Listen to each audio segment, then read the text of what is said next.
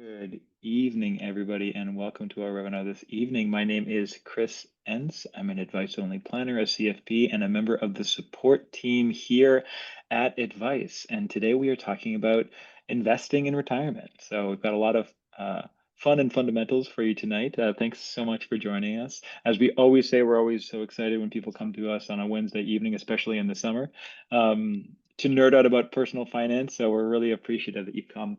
Before we get to things, a little bit of housekeeping. We love these sessions to be as useful as possible for you. So please use the Q&A tab, send in questions as you have them, and I'll feed them to Owen as we go so that we can work through things and make sure that you know how the platform works, what you can do, and how you can start testing your plans even more than you're already doing. All right, I'll pass things over to Owen. Great, thanks, Chris. Yeah, my name's Owen. I'm an advice-only financial planner, CFP, and the founder of Advice. And of course, if you've been using the platform for a while, you know Advice is an easy and powerful retirement planning platform. In addition to the platform and the AI strategies, we have our community forum for support, and we do two of these webinars every month. So this is the second of two webinars that we do every month focused on case studies and examples. So this particular webinar, we're going to be talking about how to invest in retirement. So some of the things that we might want to think about is asset allocation, risk. We might think about in retirement, reducing risk, being more conservative. But what we'll see throughout this webinar, throughout the case studies that we're going to explore together, is that there is more nuance to this topic, and it's important to explore this within your own retirement plan. So we're going to highlight some things to think about. You can then test that within your own retirement plan on the Advice platform. And maybe we're just going to frame up how to think about some of these topics. Now, I find this particularly interesting. You've probably heard me say this before, but I do love retirement planning. I find it to be incredibly valuable, both from a personal perspective and also a financial perspective. And when it comes to investing in retirement, it's one of those topics that almost perfectly marries the two sides of personal finance. You've got the financial side, the financial implications of those decisions, but there's also a huge personal component to this. There's the psychological, the behavioral component. And when it comes to investing in retirement, those two are almost side by side. So sometimes you may make decisions that are not the best, quote unquote, best decision for your overall estate value or financial result, but it is going to be the best result, the best decision for you personally from a financial perspective. So let's jump into it. Let me bring this up here. I should also do a little bit of a disclaimer because we're talking about investing. This isn't investment advice. This is not investment advice. Talk to your investment advisor, your financial planner about investment decisions. Make sure that you are understanding your own risk tolerance, risk capacity, risk profile when making investment decisions for yourself. So that being said, let's jump into it. How to invest in retirement. We're going to go through a few things on the webinar. We're going to go through how should you approach asset allocation in retirement. Again, this is somewhat counterintuitive. We're going to give you some examples that are perhaps a bit counterintuitive. We're going to explain how to explore that on your own retirement plan. We're going to talk about how to reduce investment risk. So different strategies you can use to reduce investment risk, things that you can try out within Advice as well. There'll be two case studies we're going to take a look at. One is comparing different asset allocations in retirement. This is one that's very interesting because it does highlight some of the nuance and sort of the counterintuitiveness of some of these asset allocation decisions. And then different tools you can use to manage risk in retirement. So we'll take a look at that and how you can use some of the AI strategies as well. As Chris mentioned, if you have any questions along the way, just make sure you post them and we'll get to as many as we can. So we're going to do a little bit of the theory first. We're going to jump into a case study. We'll come back to some strategies and we'll go look at a second case study. So one of the big questions that we always get when we work one-on-one with clients is, should you invest more conservatively in retirement? And it's a natural, tempting sort of thing to do is to invest more conservatively as you approach retirement, as you enter retirement. The problem is that we're trading one type of risk for another, and we'll kind of explain that a little bit more. But when you're exploring your asset allocation, your retirement plan, we need to find the right trade-off there. So we need to manage all of these competing risks in retirement, and it's not as simple as just reducing your asset allocation, being more conservative, and having a more successful plan. There is definitely more nuance to that. So there's three types of risks when we talk about investment risk. That's the main one everybody always thinks about when it comes to retirement planning. This is really the risk of seeing your portfolio decline due to market fluctuations, poor investment returns. It's often what people think about when they think about sequence of returns risk. So the sequence of investment returns you experience in early retirement. Often investment risk is what people think about when they think about investing in retirement. However, there are two additional risks that are also very closely related. One of those is the inflation rate risk. This is the risk of higher periods of inflation eroding your investment returns. You might have negative real returns. You might have a higher inflation reduce your purchasing power over time.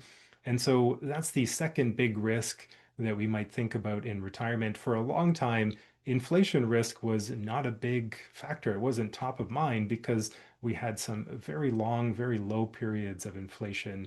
Not until we hit COVID, we had a period of higher inflation, did this become more prevalent, more top of mind. So I think now more people are thinking about inflation risk when it comes to retirement, but certainly 5+ years ago, it really wasn't top in mind at all. So that's the second big risk. The third big one's longevity risk. So this is the risk of a long and healthy retirement, which is great, but it also does put pressure on an investment portfolio. So the longer you live, the more you need that portfolio income. The more conservative you are, the more risk you're taking on there. So actually having a more conservative portfolio increases longevity risk, and that's what we want to manage as well. So these are competing risks, and this is where there's more nuance to asset allocation, investment planning in retirement, because we need to balance these risks as we go through the retirement planning process. So let's talk about investment risk in a bit more detail. One of the big factors here is, are you diversified? Diversification is one of the cheapest ways to reduce investment risk. So a lack of diversification will increase your investment risk. So that's one thing to keep in mind when we talk about investment risk. Second one is, do you have a clear asset allocation? Do you know what your target is for asset allocation? And can you afford that target? Can you afford to take on such little risk? Do you have a successful plan? Is there enough money there for you to take on less risk? Or can you afford to take on as much risk as you are? Is sequence of returns going to be a problem? Are you setting yourself up for potential risk in early retirement if you're being too aggressive? So it kind of cuts both ways. The asset allocation target will be important, and we're going to talk about that throughout the case study as we go through there. And then investment costs. So fees are the other big factor with investment risk because they do eat into your investment returns. So the higher your investment fees, regardless of risk, the lower your investment returns are going to be net of those fees. So this is always a big factor as well, is just what are you doing to manage those costs? And when it comes to asset allocation, the way we discuss it in the platform, the way we're going to discuss it in this webinar is there's really three buckets that we're thinking about. There's the equity allocation, so stocks, equities. There's the fixed income bond allocation, and then there's the cash allocation. So what we're really talking about when we talk about asset allocation is what is the portion of the portfolio in each of those equity classes, asset classes. The right mix for you, well, it depends on your goals, risk tolerance, risk capacity, and it depends on how much risk you can absorb within your plan. So again, we'll go through the case study. We'll show you some examples of different asset allocation and how that ends up impacting the overall retirement plan. So rules of thumb when it comes to retirement planning.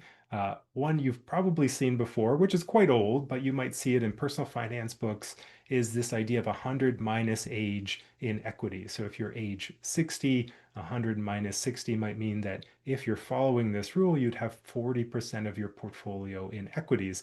This is a rather old rule. That's a fairly conservative portfolio. This rule has been updated to 120 minus your age. So if you're age 60, 120 minus 60 means 60% of your portfolio in equities. That's what that rule would represent. Again, still fairly out of date, fairly conservative. And more recently, a balanced portfolio. has become a sort of a rule with retirement planning, a general standard. Balanced portfolio, we're really talking about 60/40. Balanced, you might think 50/50, but balance, we're really referring to a 60/40 asset allocation. So 60% equities, stocks, and 40% fixed income bonds. So those are three kind of rules of thumb that we often see when it comes to asset allocation in retirement. And we're going to explore each of those in a case study. And we're going to show you the actual impact on a plan because, again, it's very counterintuitive, the results that we'll see. And when it comes to asset allocation, equities, of course, they increase your investment risk. Taking on additional asset allocation in the equity category, equity class would mean that we're taking on additional investment risk in the portfolio, but we're actually reducing other risk. We're reducing inflation rate risk. Inflation really is just companies increasing their pricing to consumers. So equities are a natural hedge against inflation. So having a larger equity stock component in your portfolio, although it increases your investment risk, your fluctuations, your variability in the short term, it actually does reduce that inflation rate risk in the long term. It also reduces longevity risk because, again, you've got a higher risk adjusted return when you're investing in equities and stocks.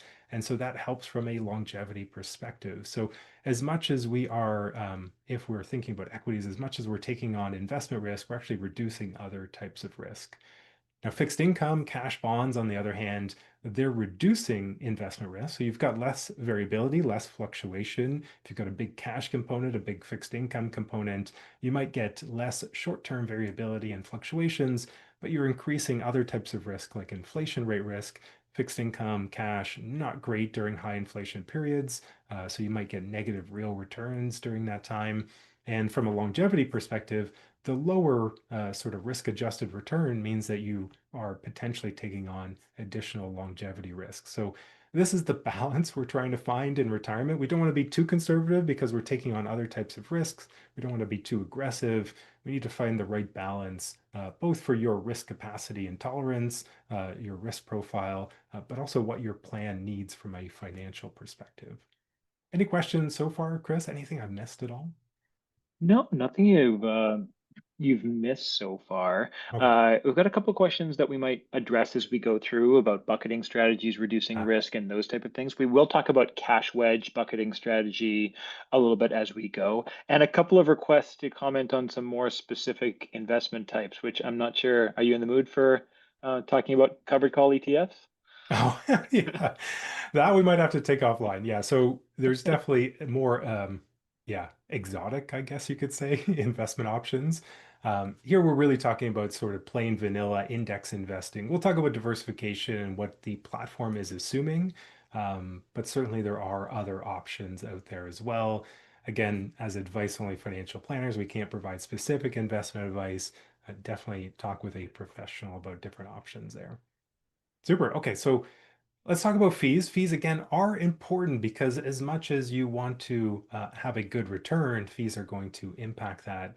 We want to know how much you pay in fees. So understand the costs of your investment. This is the underlying MER of the individual investments, plus whatever you might be paying in additional advisory fees. So understand what's the total fee that you're paying. Also, can you afford that cost? So it's an expense in retirement like any other. So, can you afford that cost in your retirement plan? Are you getting the right level of service for that cost? And maybe test out different costs in terms of investment fees and see what the trade-offs are there. And then the last one is it worth the money? We see it quite often. We see people who've been with a bank, a large financial institution. They've been investing there for 20 plus years, and they've grown from a modest portfolio to sometimes a seven-figure plus portfolio, million, $2 million plus, but they're still in the same old, high fee MER type funds, mutual funds that they were from the very beginning. So is that worth the money? Is it worth the 20 to 40,000 a year that you might be paying in investment fees? That's something that you need to think about as well. So it's going to be a drag on your returns, but if you're getting the right service and advice for it, maybe it's still worthwhile. So when we talk about returns, we always want to consider investment fees as well. And sometimes you want to pay more in fees. So we often have this discussion with DIY investors. They might be paying low fees at the moment, but we've certainly had discussions where they've chosen to increase their fees in retirement. And there's a couple of reasons why they might want to do that. One, often we hear this accumulation is easy, decumulation is hard. They might want more support during that decumulation phase. So that's often one reason why a DIY investor might choose to actually increase their investment fees in retirement. The other one that comes up quite often is for couples. So couples may want to think about what's the succession plan if one person is the primary person who manages the finances in the household. So this comes up quite often with couples. What's the succession plan if that person passes away unexpectedly in retirement? How does that partner, spouse, how do they manage the finances and investment plan going forward? That does come up quite often. Sometimes simplifying the portfolio could be an answer, even if it increases the fees slightly. And just simplifying it. So just having somebody else do it in retirement. You want to travel, you want to do other things, enjoy family, friends, hobbies, travel, entertainment. So sometimes at that point, having somebody manage the portfolio day to day, month to month, year to year, we do have conversations with our advice only planning clients about you know what, maybe it's just worth the X percent in fees. And with a larger portfolio, can often be quite reasonable to find somebody to help with that. So, as much as fees are important, sometimes in retirement, a little bit higher fee does come up quite often. Sorry, Oh, Owen, sorry, go I'd ahead, Chris. interrupt you with both a thought and a question here. So, just to kind of highlight that, because I think that especially for the community, especially in the DIY community, we often talk about the benefit of lower fees, which is a huge benefit. It can really be, we want to highlight the platform, it can really be a huge drag on performance. But this is something that we really have talked with a lot of people about, and it's something that you might want to consider testing in your plan, depending on your circumstance, just to see what the effect would be. It can be a really interesting question to bring in. On the question level here, somebody wants you just to explain the difference between MER and management fees. Yeah. Okay. So when we talk about fees, MER would be the management expense ratio, the underlying cost to manage the investment. So for an exchange traded fund, an ETF, you might be paying an all-in-one ETF might be 1/4%, so 0.25, 25 basis points. Um, but you might have a, portfolio manager, an investment advisor. They're investing in low-cost ETFs but they might be adding on another 75 to 100 basis points, 0.75 to 1% for their ongoing support, advice, management, etc. So often we will see one of those fees on a statement, but maybe the MERs are a little bit hidden. There is a new called the CRM3 kind of coming out where we will see additional clarity on those fees starting in 2027 in January. So you can take a look at your statement. It probably doesn't have all the fees that you're paying right now, but with new total cost reporting, CRM3 coming out, we will see a bit more of that visibility coming quite soon. So um, yeah, that's what we mean by MER and then management fees. Great. Now, two more things before we get into the actual case study. So one is rate of return and advice. We're using the FP Canada standard. So every CFP in Canada should be using these. This is long-term rate of return assumptions. Certainly the last 5 to 10 years have been great for investors. If you've been investing diligently over the last 5 to 10 years, you probably have rates of return that are higher than this. And that's been great for all of us. But the reality is that that is shorter term returns. So we might see over the longer term, over 30, 40-year retirement periods, something closer to this. Even there are more pessimistic assumptions out there. But I think there's a nice balance here with the FB Canada rate of return assumptions. That being said, you can change. Oh, no, wait, not quite there yet. In terms of rate of return, what we mean by this is for a conservative portfolio, we might have a projected return of around 4%. Depending on the fees, it might be 3%, but somewhere between 3 and 4% for a conservative portfolio. Balanced portfolio, somewhere between 4 and 5%, depending on the fees, and a more assertive, aggressive portfolio, somewhere between 5 and 6% return. So, that's what we kind of look at when we look at rate of returns within the advice platform. However, you can make changes to that. So in the investment plan section, You can set the fees that you're paying as well as your asset allocation. So that's in the investment plan section. That uses the FP Canada rate of return assumptions as the default. But if you go to advanced options, so in planning projections, advanced options, and I can show you once we get into the case study next, this is where you can make changes to the rate of return as well. Now, we would caution against doing that. Usually, when we do it for one-on-one retirement planning clients, it's when they have private shares, employee share purchase plans, when they have specific investments that have a higher distribution yield, rate of return, because they might be private shares or employee shares. So we might want to make a slightly higher assumption because there's a bit of a specific case there. But for the most part, we definitely use the FB Canada rate of return assumptions for the long term. Now let's jump into the case study unless there's any other questions, Chris. Yeah, maybe a couple to touch on, and I know we might touch on them later, but it has to do with this sense of what counts with these buckets. So I think equity makes more sense, but in this fixed income bucket, somebody has a question about how does the formula change with a defined benefit pension plan? So if that's in the mix, how do you equate that value in with this asset allocation? Yeah, I don't think there's any hard and fast rules of how to integrate a sort of fixed guaranteed income source like a pension plan or annuity into the overall asset allocation decision. In when we talk about it with retirement planning clients, we'll often think about that as a portion of the fixed income within an overall asset allocation. So what we want to think about is we don't want to be too conservative by having a pension, CPP, old age security, or an annuity plus a 60/40 asset allocation.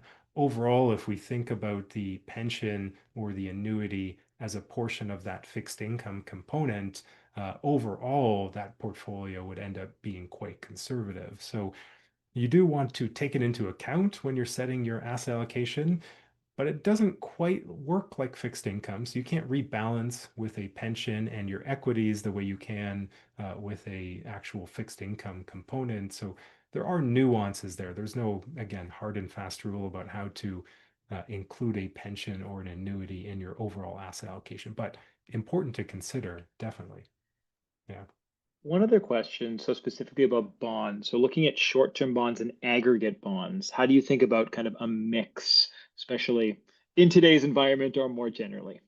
Yeah, so fixed income, we're really usually thinking about sort of medium longer term. It could be GICs of 5 years. When we think about cash, we're really thinking about shorter term instruments. So it could be shorter term GICs. It could be money market, could be just cash high interest savings accounts. So yeah, again, no hard and fast rule. When we think about the fixed income component, it does depend a little bit on the horizon that you're thinking about. Long-term bonds perform well in certain environments, but poorly in others. Short-term bonds perform well in other environments and some not in certain environments. So it really depends on what you need to get out of your asset allocation investment portfolio. Again, this is probably a deeper discussion for maybe an investment advisor or if you're doing a one-on-one plan, because it really depends on when do you need that to be accessible and what sort of risk, even bonds have a risk, right? There's risk with inflation rates impacting bond values as well. So yeah, there's still risk within that fixed income component, just less risk than equities. Great. All right, one last question before we go to the asset allocation side here. So, how bad or good would it be to go all cash at retirement, but then start dollar cost averaging from that point to get back into the market with the remainder for the remainder? So, reverse glide path, a bit more than a cash wedge.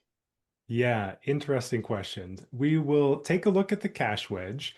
One of the big problems with cash is that it performs very poorly in certain environments, right? So it doesn't provide a great rate of return. If we imagine we were holding a lot of cash over the last 5 years, there would have been a big impact to the overall portfolio. So we typically don't want to go all in one side or the other. We want to have a bit of a balanced approach. I think we're going to see that as we go through this case study. If we go too far one side or too far to the other, we end up having risk on either side. So I would say explore it within your plan. We'll show you some of the ways that you can do that using the AI strategies or adjusting your asset allocation, but it might be counterintuitive. You might end up increasing your risk, decreasing your success rate, even though the short-term impact might be good. You might have reduced your volatility in early retirement. You might have impacted the risk in later retirement. So it's always a little bit more nuanced than you might think with the asset allocation. So that being said, let's maybe take a look at some of these examples here because I think it might drive home that point. So let's look at this one. Now let's first take a look at who we're working with. So we've got Alvina and Andrew here, and they are retiring at 55, so rather early retirement. We've got a fairly long retirement here. So 55 to 94, so 39 years. We've got spending goals of 90,000 a year in early retirement, at age 75 going down to 84,000 a year, at age 85 down to 78,000 a year. And overall, their net worth at retirement will be around 1.8, 1.9 million or so in financial assets. And with the 100 minus age in equity rule, their success rate is not looking very good. Now, this isn't a default strategy on the platform because we wouldn't want to do this. So I'll show you how I got it set up so that you, if you want to, you can set it up in your plan as well. So let's go down to the projection table here. Let's open up one of their accounts. You can do this for each of the accounts individually. We can open up the account using the arrow. We can open up the net return using the arrow. And if I scroll a little bit more to the right, you can see that I've overridden year by year the asset allocation. So this is 100 minus age. So 100 minus 50 is a 50% equity allocation that decreases by 1% every year. So that fixed income allocation goes up over time. Ends up being quite conservative, as you can see. So again, this is a very old rule. So when we look at the results, let me close this back up. Let's go back up here. So when we look at the results of that, we end up seeing that, yeah, it's a little bit tighter in terms of variability, but we do have risk, a lot of risk in later retirement of running out of money. It's because we've gotten so darn conservative so quickly by doing 100 minus age in equities. We end up having so much money in fixed income that we just don't get a good return.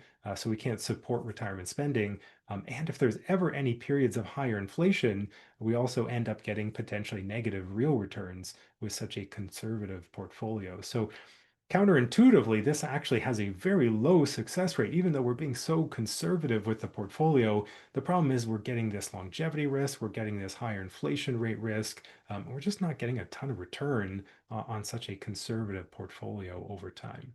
So that's the 100 minus age in equities. Now let's look at the other one, which is 120 minus age in equities. This one already looks better, 60% success rate. I don't remember what the last estate value was, but I suspect this one's gone up in estate value, higher return overall, but same idea. So if at age 50, 120 minus 50, we're at 70% in equities, but that goes down every year in retirement. Bit more return here because we're not quite as conservative, but we still end up being more and more conservative over time. Success rate's 60%. Still a fairly tight distribution here in terms of the different paths the retirement plan could experience, but still not very successful. So let's look at the next rule, unless there's any questions at all here, Chris. No, you can keep on going. I've got some Okay. questions, but we can say. Perfect. So let's take a look at the other one, which is the 60/40 balance portfolio. That's probably the more common kind of rule of thumb equity allocation that we see in retirement now. A little bit better when bond returns were higher, a little bit worse now, but this one's 68% success rate. So this one's interesting because we can see there's a bit more variability there, a bit more return because we're 60/40 all the way through. We're not decreasing the asset allocation over time. We're not getting more conservative over time. We're holding that all the way through the entire plan. Better estate value, again, we get more money towards the end of the plan, which is good if we have extra long-term care costs, etc. If we have good returns, we can certainly spend more in this case, but still there's a chance of running out of money as early as age 72 in this plan. And again, we're being fairly conservative with the overall portfolio asset allocation. Um, so let's take a look at an 80/20 portfolio. So this is where it gets a bit counterintuitive. We've got a 60/40 portfolio. You'd think that adding additional equities would decrease the success rate, increase the risk. But when we go to an 80-20 portfolio, we actually see the success rate improve again. A lot more after-tax estate value, much better return over such a long period of retirement.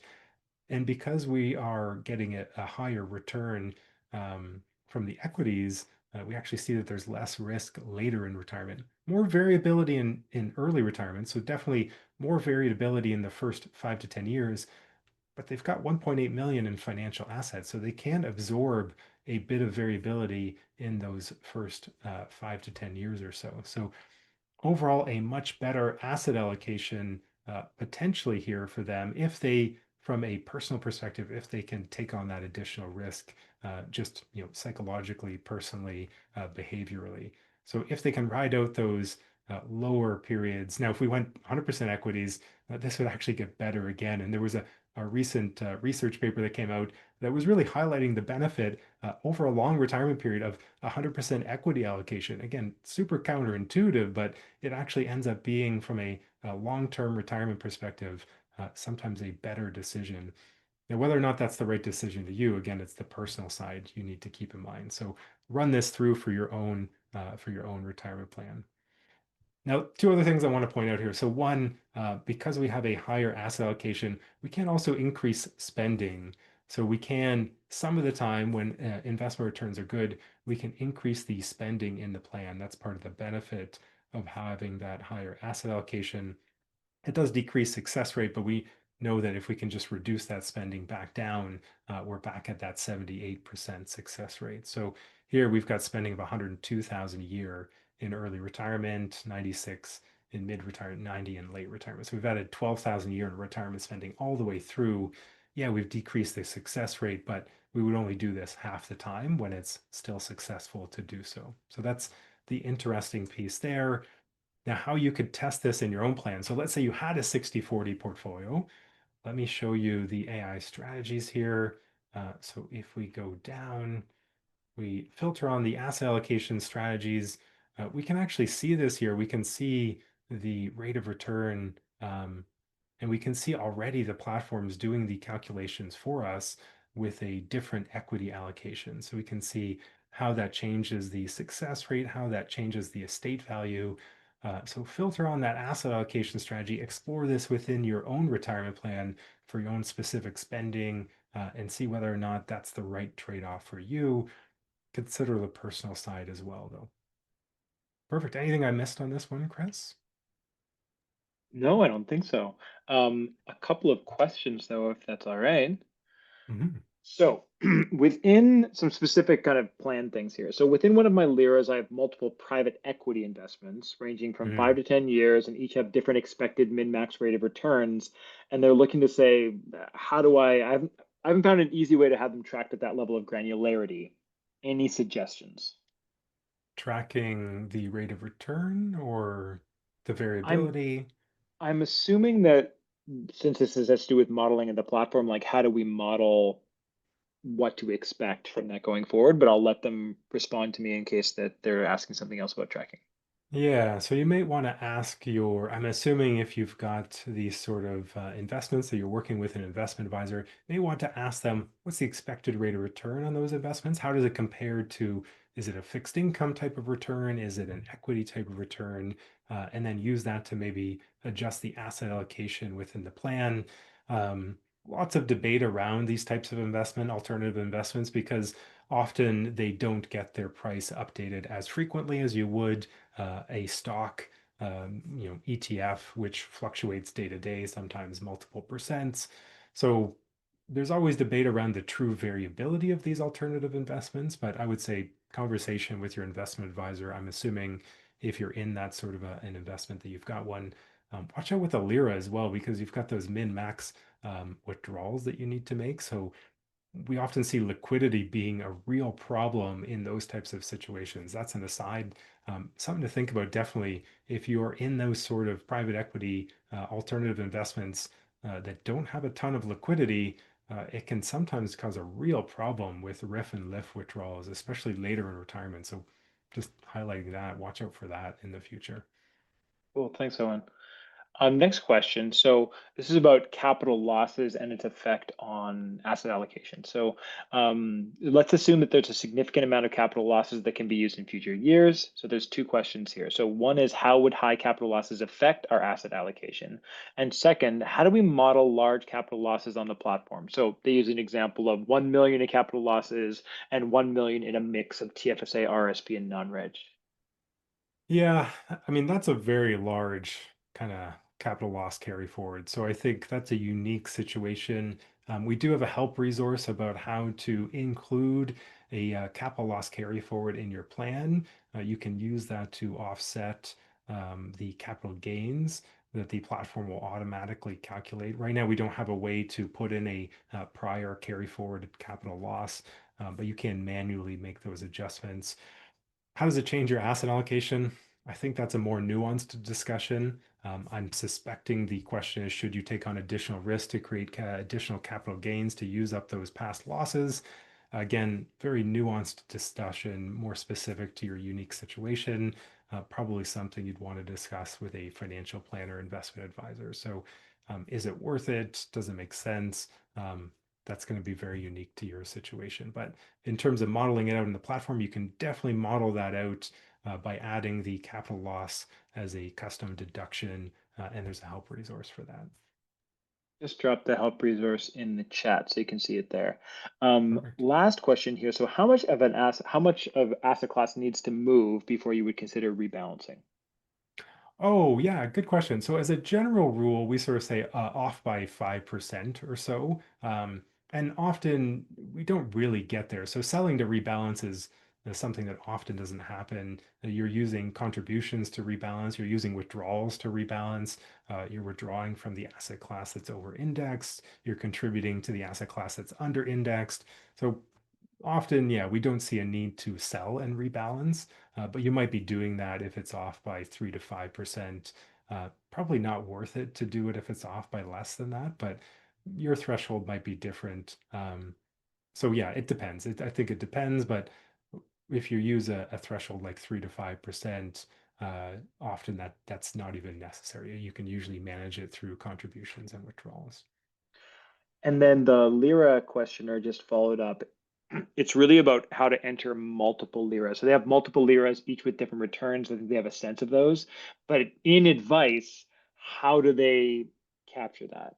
Yeah, it really needs to be the total for all of the liras. So there's one lira account. You can sort of set up a second lira account by activating a defined contribution pension plan. Works like a lira. So you can have two set up if you do a bit of a workaround that way, but really you need to do the total across all of those different liras. Again, this is going to be a challenge if you've got locked in capital, sort of alternative investments, private equity with limited liquidity, because each of those accounts needs to have a minimum withdrawal every year. So definitely something to think about in terms of modeling it out in the platform. Adding the total together, need the balance across all the accounts and the blended asset allocation across all of those investments. Yeah, Great. Thanks, super. Owen. So let's just do a quick summary of this one, and then we'll jump through and go through the second case study because I do want to highlight some strategies as well. So we started with the initial one here, which was the 100 minus age in equities. You can see it sort of doesn't perform well over time. If we look at 120 minus age, fairly significant increase in overall estate value and net worth over the course of the plan. If we look at 60/40, even better, but funnily enough, that doesn't get better until later in retirement. Remember, 120 minus age gets more conservative over time. The 60/40 only starts to win out later in retirement because it has that constant asset allocation.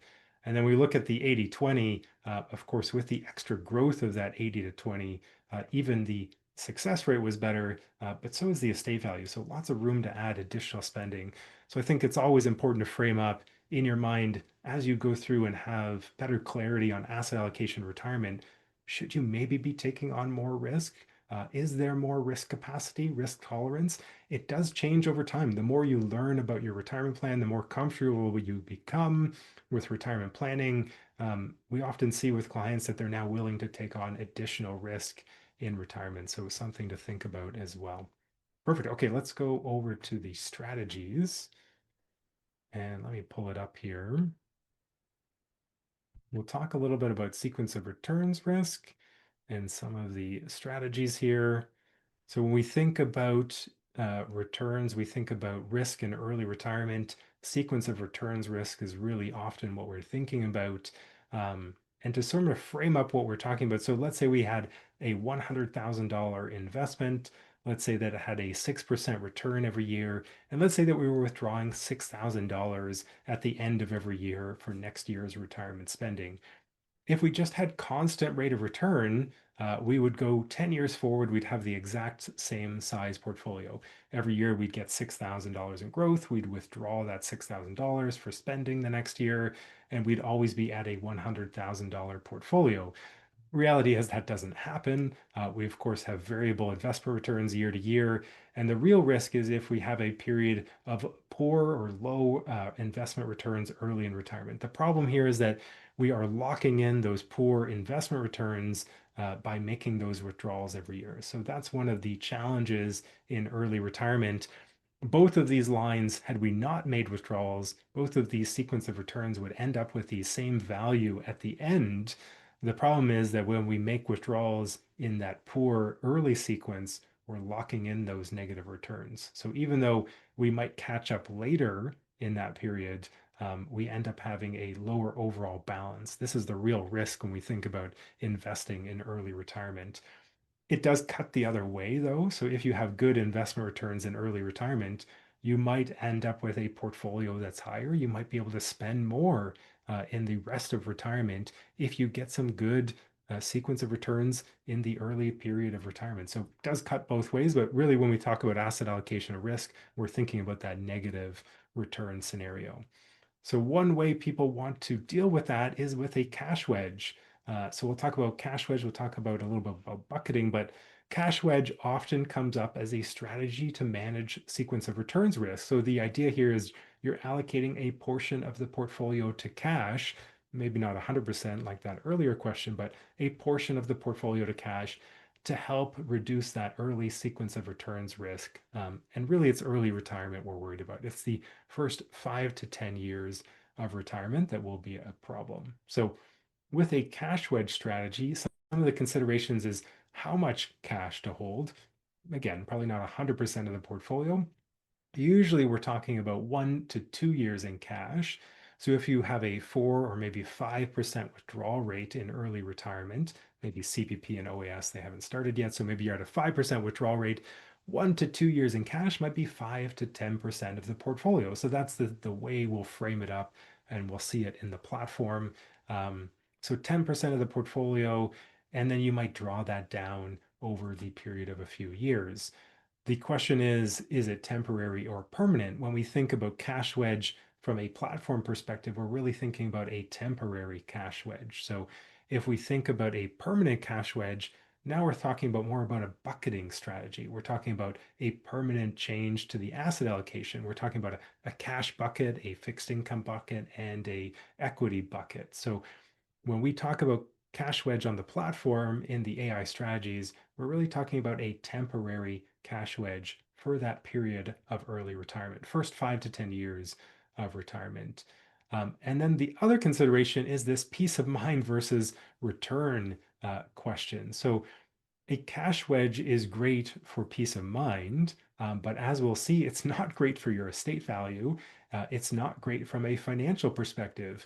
I don't think I've ever seen a case where a cash wedge actually increases the estate value, and it makes sense because you're not getting the same rate of return. So cash isn't great from a risk-adjusted return perspective. It's not great during periods of higher inflation. And so adding a cash wedge to your retirement plan will typically help with peace of mind. It might help with success rate, but it probably won't help with estate value. So it may not come up as a default AI strategy because you won't see a higher estate value, but there can be a lot of peace of mind benefits. So this is one of those things where, again, it really highlights is this the best plan? Maybe not. Is it the best plan for you personally? Could be. So this is the nuance when it comes to retirement planning. Diversification is the other strategy, and we'll take a look at the cash wedge strategy. We're going to look at that example. But diversification is the other way to reduce investment risk. Holding geographic diversification, sector diversification, individual investment diversification. Um, Advice assumes a very well diversified portfolio. So the success rate analysis, the rate of returns of the platform, it does assume you're in a highly diversified indexed investment.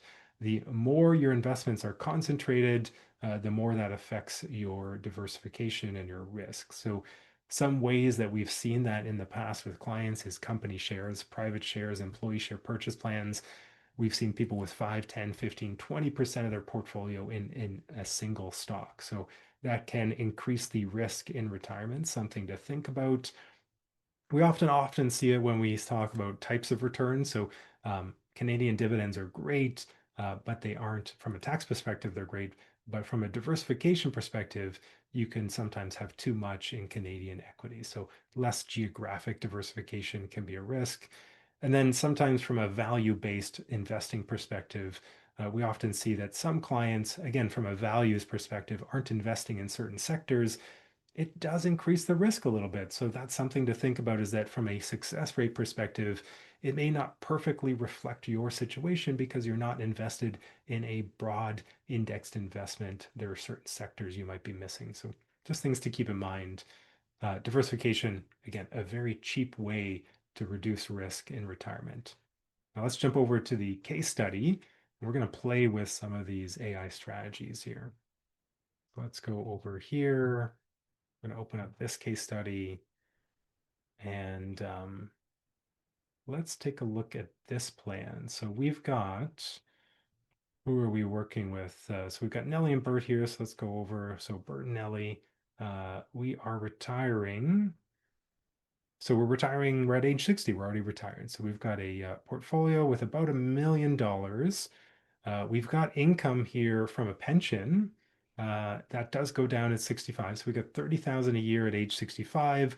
But we also have CPP and OAS phasing in. So back to that question about how do you include the pension in your asset allocation discussion, this one's really going to highlight, this case study is really going to highlight that, because we've got 25,000 CPP, we've got 17,000 OAS, 42, 43,000 total there, plus 30,000 in pension. So between those two, we're over $70,000 in guaranteed, sort of fixed, looks like inflation adjusted retirement income.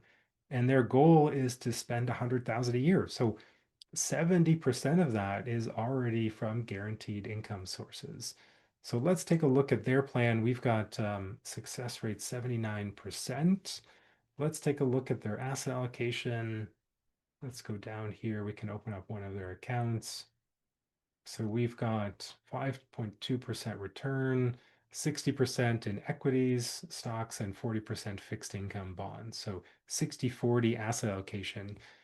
Let's take a look at some options. So let's make a copy of this scenario and let's explore some options that maybe aren't that 60-40 portfolio. So let's use the AI strategies to do that. So we can quickly take a look at asset allocation, and we'll leave it ranked by estate value. And we can see their current 60-40 is reflected here. So we can see that result, 79% success rate. But we can also see how success rate increases if their asset allocation were to increase. We can also see how much their estate value goes up if their asset allocation were to increase as well. So given that they have a large fixed income component, guaranteed income component to their plan, let's try out a 90-10 asset allocation. Now, maybe from a investment, sort of experience, personal perspective, maybe this is too high for them. Maybe it's 80-20 or 70-30. But let's go to the extreme. Let's assume 90-10 overall asset allocation, and we can see how this changes. So 79% success rate up to 88. Again, counterintuitively, it's helped their plan from a long-term perspective, less risk later on in retirement because they've taken on additional risk early in retirement. Bit more variability, but again, they've got a sizable portfolio, $1 million. They've got 70% of their income is covered by CPP, OAS, and the pension. So maybe this is a good decision in their case. it's at least very easy to explore that within the platform itself. Now we can go a bit further as well. We can also look at a cash wedge strategy. So let's take a look at the cash wedge strategies.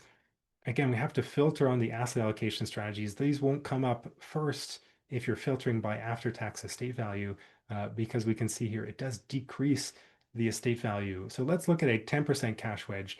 The idea here is that we're building up to this over time. They're already retirement, so they're already retired, so we would shift 10% of the portfolio into cash right away. And this particular strategy draws that down by 2% a year over 5 years. So let's enable this for both of them. Let's recalculate, and then we'll take a look at the results below. Now, any questions so far, Chris, at all? I think just mixed into this, we had a question specifically about the cash wedge strategy. So they wanted to know, doesn't the cash wedge help with sequence of returns risk, so therefore potentially increase the estate? It does help with sequence of returns risk. Yeah, so it will increase the success rate of the plan potentially, but it wouldn't happen, it wouldn't help with the after-tax estate value because we're getting lower returns for the period that the cash wedge is in place. So as much as it's helping with the variability in this first part of the plan, it's not really helping with the overall growth of the portfolio because we've chosen to invest a portion of the portfolio in a lower return asset class. So, um, could help success rate, not always. Sometimes it's the same success rate. Maybe it's not a big change in overall success rate, but definitely, again, I don't think I've seen a case where it's actually helped after tax estate value in the long run. So let's take a look at what this actually looks like in the platform. So we go back to that investment account. We can see that the rate of return increases over time. Again, they're retiring at age 60. So as we open this up, we can see they've got a 10% allocation in the first year of retirement. And then that goes down by 2% a year each year in the first 5 years of retirement. The reason why I find this particular cash wedge interesting is that when we include the distributions from the portfolio, could be dividends, could be interest income, could be coupons, bond income, that often could be anywhere from 2.5 to 3%. So if we get 2% every year from the cash wedge, we're sort of decumulating the cash wedge over 5 years. If we get 2.5, 3% from the distributions from the rest of the portfolio, we can often cover for at least 3, 4, 5 years a fairly significant portion of the early retirement spending. So I like this sort of cash wedge. Again, it doesn't help overall estate value, it does help success rate. And then we're really taking from the equity allocation. So here we can see equity allocations going back up. Note that it's not permanent, it's just for the 5 years. Again, from a long-term perspective, actually equities are great. So we want to get back to that 90% or 80% or whatever your target equity allocation is. The platform will do this specifically for your asset allocation. So if you started at 60, it would decrease it to 50 and then back up to 60 over time. So it does do that dynamically with whatever you've started with for your asset allocation. But overall, something to consider, again, reduces variability in the short term, does potentially increase success rate because we've avoided some of those really negative early retirement periods, but typically doesn't increase the after-tax estate value at all. So a few Any, questions here, Owen, if you don't mind. So sure. can you kind of go into a little bit more detail? So there's still some questions about saying, well, why is a cash wedge only needed for a few years? What happens if another poor period of returns comes along after those 10 years? Yeah, that's a good question. So, one of the things that we see is that if in the first 5 years of retirement, you've had average investment returns or above average investment returns, you are now further into the retirement period. You haven't experienced those lower investment returns, right? So you're not down here at 600,000 in portfolio value. You're at 800, 850 in this example, or potentially even higher. Maybe you're at 1.2 million. Maybe you're at more than where you started retirement. You've actually reduced the risk in your plan because you're 5 years in, you've locked in what were, potentially negative investment returns. Every year that you've not had negative investment returns, you've locked in those good returns or average returns. you now have a shorter retirement period going forward. So there's less variabilities, there's less risk. You've locked in those, average or good returns. And so you typically don't need a cash wedge later in retirement because you've kind of decreased the risk in that early retirement period already. You've got a shorter retirement period remaining. You've either locked in the average returns or the good returns. The real challenge here is if we have like the Great Depression, 10 years of negative returns or high inflation of the 70s eating into purchasing power and real returns. Um, but we'll know very quickly whether or not we're on one of those paths. If you start retirement and all of a sudden the Great Depression hits, you know that that's happened. So you know the adjustments you need to make. You know that you'll use that cash wedge. But 5 years into retirement, you've reduced your investment risk for sure.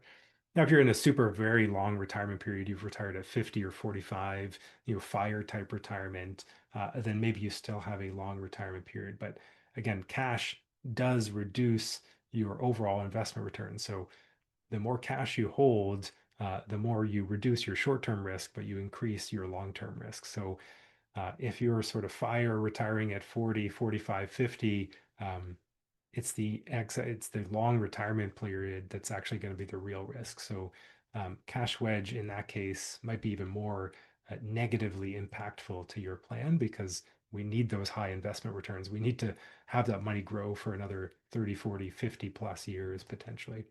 Yeah. All right, getting close to time, but I have a few other questions here, Owen, if you don't mind. So somebody says they're using a 90-10 asset allocation currently during accumulation. Would it be reasonable to switch to 90 percent equity, 10% cash in retirement instead of a cash wedge um, on top of that original portfolio? Oh, instead of bond fixed income? Yeah. It's something to think about. I think, yeah, it's something to maybe explore within the plan. There might not be a huge amount of difference in variability between bonds. Again, bonds do have some risk, so there is some variability there. Inflation rate, changes in investment interest rates could definitely affect bonds less than cash. So you might reduce a little bit of the variability, but really it's equities. Equities is the big piece that we're kind of focused on. So test it out in your plan. You can't use the cash wedge strategy to do that because it does take from the equity allocation and give it to the cash allocation. But you can definitely do it manually. You can do it year by year, as we did for the 100 minus age, the 120 minus age example. So test it out. I suspect it's not going to have as big an impact because, again, the variability of bonds, fixed income is going to be less than equities anyway. But test it out. It's something we always end up playing around with client plans. Okay, last question. It might be a little bit too big for our 3 minutes, but let's try here. How is income earned and its taxation on a non-registered portfolio determined by the platform? Is this income included in the projection income and equity withdrawals net of tax? So how is non-registered investment income calculated and where does it show up? Yeah, so in advanced options, I can Oh, do we have a tax? Yeah, we do have a taxable account. So we can take a look at the type of return here. In this example, we had adjusted the type of return, but the default here is 60% in capital returns, so capital gain returns, 20% in Canadian eligible dividends, 20% in foreign dividends. And those are percentages of the stock return, of the equity return. So 60% of 6.71, 20% of 6.71. So again, this represents a sort of index investment, geographically diversified across, foreign investments and Canadian investments. So that's what the platform is using. You can adjust it. There's a help resource that shows you how to adjust the type of return. That's how the platform does the calculations. In terms of where it shows up, if we go to taxable income, and I think Bert had the account, but let's take a look. So yes, here we've got eligible dividends, we've got capital gains, no foreign dividends because I just took it out. We didn't have it in there previously, but I think before we had 80% here, we can recalculate here as well. Um, oh, I don't think I saved it, so I can't recalculate, but we've got the interest income. So this is where you'll see it show up in your taxable income calculation. Just to highlight, it is the taxable portion of capital gains. It's the grossed up eligible dividends. this is exactly what will hit your T1 tax return. So the platform is trying to estimate what your T1 return will look like by the end of the year, with all those various income sources. But yeah, that's where to find it on the platform. Great. One Thank you more so minute. much, Owen. And you made it with a minute to spare, which is pretty impressive. There are a few Totally. questions we didn't get to, but thank you so much for coming. We really appreciate it. If you still have questions, the first place to check is our help resources, which I just dropped in. Some of you have had me spamming you with articles already in the chat. And you can also, if you want to talk it out with us, you can do that on the Reddit community. It's the best place. We're there a lot. We're answering things as quickly as possible. So if you have a question there, you want us to work through an anonymous copy of your plan, we can help with anything that comes up. So those are the two best ways to find us. We're looking forward to another month of webinars next month. Our next one will be office hours, and then we're going to be doing RSP meltdowns. RSP rift timing, RSP meltdowns in September for our case study webinar. So looking forward to having you for both of those. Have a great rest of your August, and thanks for joining us. Thanks, everybody. See ya.